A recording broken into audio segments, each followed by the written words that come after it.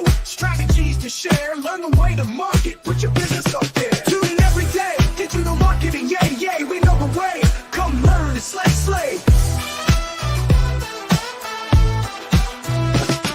Build your brand strong, make your money long. With the podcast groove, can't go wrong.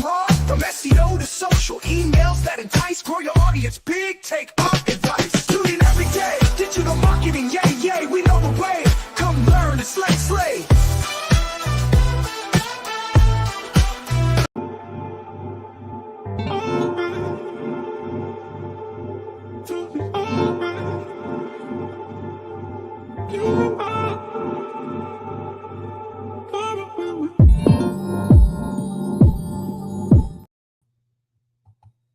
All right, happy Thursday. We are back, Digital Marketing Network. We got Nikki Black, Jennifer J.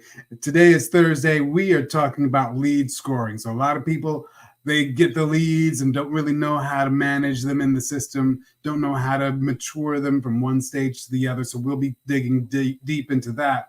So lead scoring, really something people talk about, but don't always necessarily understand. What's your process, Jen, for lead scoring and making sure you're moving people across the pathway in the right order? Yeah. So, first of all, a lot of people probably don't know what lead scoring is. And so what lead scoring is you apply a numerical value to a lead in your system based on their behaviors, right? And so that's where you always have to start. So you always have to start at, what do I value? Do I value them opening my emails more? What should get more points than others, right?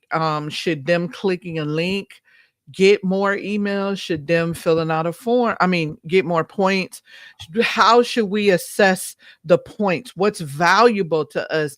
And that's really based off of the emails you're sending, right? So if you know you're sending emails that's asking them to take action, then that action would be more valuable than anything else. And so that's kind of where you start. You have to assess, what am I sending out and what do I want them to do? And whatever that action is, if it's to schedule a call, then you can score them by that. I like that. I like how you put the framework really simply, just really applying a numerical value to the lead based on behaviors and tasks. So say, for instance, I got a lot of folks on my newsletter email list. If they're opening the email newsletter more than 3 times a week, I know that that is a very engaged user. That'll add points to the lead. If they're not, if they haven't opened up the email in like the last 6 months, a lot of people actually will apply the theory of lead decay to the point where if you haven't engaged in 6 months, they'll drop you from the list. Do you do that? Do you employ some sort of metrics like that? No, I don't, because we have to look at who's on your list, right? So if I'm dealing with busy entrepreneurs and busy business owners, they may not be in that place at that moment, but that doesn't mean they want to stop getting the emails, right? And so what you'll see, and you know that that's happening, is people will send out an email that'll say something like, did we break up, or did I do something wrong? Or, hey, if you don't engage with this email, I'm removing you. Some people are just really direct with it, right? And so the reason why I don't is because you may never open an email, but you see them and you remember and you connect my name to systems. You connect my name to automations. And so that's what I want. I want you to connect that. So when you are ready, you can say, oh, I know exactly where I'm going to go to get this done, because inboxes are busy, right? And even your inboxes now are doing that. I don't know if you've noticed that. I've noticed on my Gmail, the free one, not my professional one, but on my Gmail, it'll be like, oh, you haven't opened an email from this business. Do you want to still continue to hear from them? Yeah. And, that's now what we're dealing with too. So even if you don't remove them, your email inbox provider will do it for you. Yeah. Yeah. So now, what are some things? I know folks are big on the lead magnets, whether it be a free PDF or free report or something like that. What are some things that you're trying to do to really keep folks engaged and make sure those leads stay engaged with those emails as they see them? Yeah. So for me, I just do tips and strategies and just everyday system stuff, things that happen. So that's kind of what I do with mine. Um, I think you can be too noisy Mm, in your emails too, because what is your goal? Are you really trying to help these businesses, or are you really trying to help them get to a certain point? So if you give them, I don't deliver lead magnets in my email. Because if you keep giving them lead magnets, what are they going to implement? When is the action? You're helping the analysis paralysis, a problem I have. But you're helping that and you're feeding into that, and they'll never take action. gotcha. So now, what is your opinion around going in for that immediate conversion? Because I was listening to a guy, and his theory was, if you give them all of the information that they need to make a decision in the email, they're more likely to engage. So if they have all of the sort of mysteries solved, they know how much it is, how long it takes, and all those things. What's your opinion on trying to push the conversion straight from the email? Or do you move to a meeting before the email? Or what's your thought around that latter? Yeah. So I am moving to doing exactly that. I just need to make sure the back end is set up to support that, because we're taught, oh, push people to a call, push people to a call, but do you really need the call if you have all the information? So I'm with whoever that was that said that, because if you're ready to take action and it's for you, you don't need to get on the call. And if we think about our buying power now, we have all kinds of apps. I was just having this conversation with my daughter yesterday. We have all these apps, and she's like, Mom, why do you have all those apps? Oh, because I think I need it at the time. Why? Not because I got on a call with somebody and they convinced me. It was because I saw something and I was like, oh, I need that, let me try. And so why do we need to do anything any different, right? If you have all the information and you're ready to go, click the button and sign up. That's really interesting. That is super interesting. Now, so what would be one of the examples of apps that really kind of fulfill this? Are you tired of editing videos? Why, yes, I am. Are you? Is it taking away your time to edit videos and you really don't know how? And don't you wish there was a way that you can just have AI edit your videos for you, create the keywords, and then create shorts out of them? That's a no-brainer, right? Because that's a pain point. And so I'm a click. I don't need to talk to anybody. I may need to engage with the chat if I have a specific question, right? Mm-hmm. Other than that, I'm clicking, I'm signing up, and I'm going to put my first video in there and see what it gives me. I like that. So now I've got another question, specifically around the behavior, because I think you're right in talking about the behavior where people are quick to identify the app they need and quick to purchase. One of the things I've noticed, though, is that those purchases usually come below a certain price point. I think that price point may be somewhere, and it might differ for people, but maybe between $49 to $79. I think once you're over that price point, people start to think about it. But what has been your experiences, if there's any relationship between price point, people's readiness to buy, and if you've noticed any success one way or another? So I'm gonna just go from my experience and what I see the people around me do.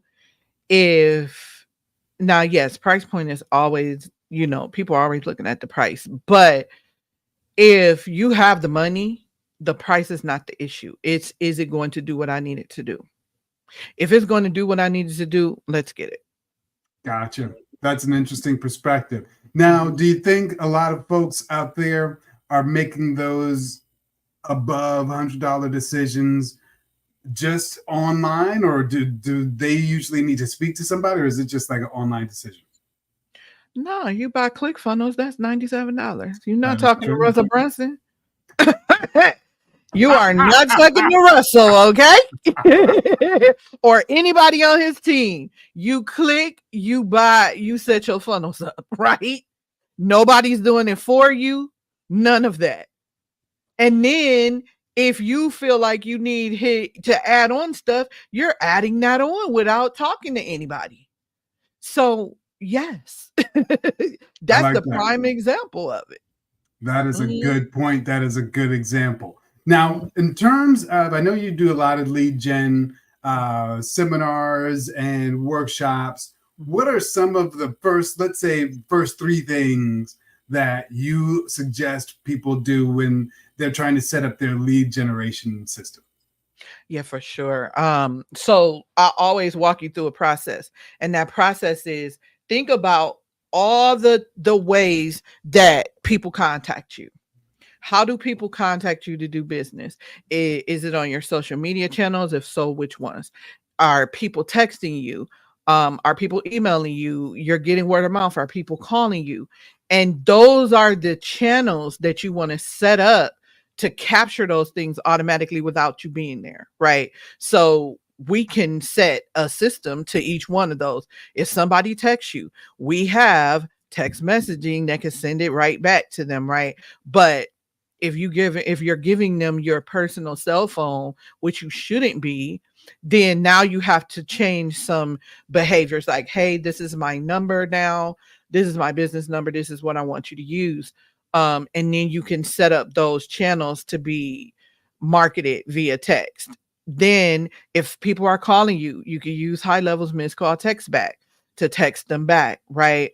If it's social media DM, we already talked about that. Now we have the DM, and now we have the comments, right? And so we always want people to follow our process. Then you always want to create an additional capture mechanism that you can just send to people. So maybe it's somebody who's like, hey, I'm trying to refer someone. It may be just a friend, I'm trying to refer someone. Oh, here, give them this link. Or you can ask them, well, what's their information? A lot of times I ask for the information. Oh, give me their name and email. And then I'm putting them in those automation channels. So now, yes, it's a little bit of manual work, but then it runs, right? And so those are the things we have to think about getting off our plate, even Yeah. when we're networking. And this is another conversation I have with my daughter, and she's like, mom, yes, I got Popple and blah blah blah blah blah. And I'm like, oh, I moved on from that. Because I found that there's a bottleneck in that as well with the digital business cards. Because if I send you my information and you send me your information, if I don't remember your name, your information is just in my phone. And if there's nothing set up automation wise on the back end, then nobody's getting reminded or followed up at all, I right? like that. And so that's why I was using Popple for that. But now I found people are like, oh God, they don't want to enter their information into the form. Hmm. So now I created that with high level. I solved that problem. All right, here's my QR code. Scan it. It's going to pull up my information in your text. Just hit send. So when they hit send, now it's giving me their number. It's still going to ask them, but you frame that. I can frame that conversation by saying, "Hey, let me show you. You mind if I show you what I do?" And then now, instead of me standing there having a conversation, they're interacting with the chat bot and it's talking for me. I like that. I like that, the whole strategy of setting it up So it's automated per channel. And again, I like how you pointed out, everybody has their channel that really works for them. Some people are big on Instagram. Some people, Facebook Messenger is a big thing. Got one client that's big on WhatsApp, but no matter what those channels are, you can set up the automations so that the sequence is automated and it's not really dependent on you to follow up. Because as you said, a lot of times people are going and networking and they're meeting probably 100 people at a time, maybe 200 people at a time. And so they're not always going to remember you specifically or remember where they met you. But if you set up that automated sequence that's relevant, you can get in there while it's still fresh and really kind of tell the full story of what you have to say to that lead. So I like the way you put it together. So now I know you've got another workshop. I think you're doing a workshop once a month, Thursdays. But when's the next workshop for September so people can kind of start to figure out how to get in touch with you? Yeah, you're just gonna make me pick this date, huh, Mickey? So I'm gonna make you pick this date. So the next workshop is September 19th at 2 p.m. All right, September 19th, 2 p.m. Be in the house. Now, is it a free workshop? People have to pay? What's the deal? It's free workshop. So it's free. Got sales, now what? And this is what we're talking about, how to capture and convert more leads with AI automation and chat. I love it. I love it. Got sales, now what? And now, do they register on your site? Is it Yeah, they can register at systemsactivate.com/register. I love it. I love it. So if you're out there, you need to get your leads together. Got sales, now what? Figure it out. Systemsactivate/register. Be there or be square. And I think this is it for the week, Thursday. So weekend is right there, but we will be back next week. Until then, stay automated, people. And that's a wrap, fam. Thanks for tuning in to another fire episode of Digital Marketing NetWurk. We hope you're leaving with some new tricks up your sleeve and a smile on your face. But don't just sit on this knowledge. Get to work. And if you're ready to level up and put your biz on autopilot, here's the play. Text the word systems to 470-517-7006. We'll hook you up with everything you need to automate your hustle and free up your time for the things that really matter, like figuring out where to spend all that extra cash. Stay sharp, stay hungry, and we'll catch you on the next one. Listen up now. Gotta tell you about a show, Digital Marketing NetWurk with a secret flow. We got the tips, yo, strategies to share. Learn the way to market, put your business up there. Tune in every day, Digital Marketing, yeah, we know the way. Come learn and slay.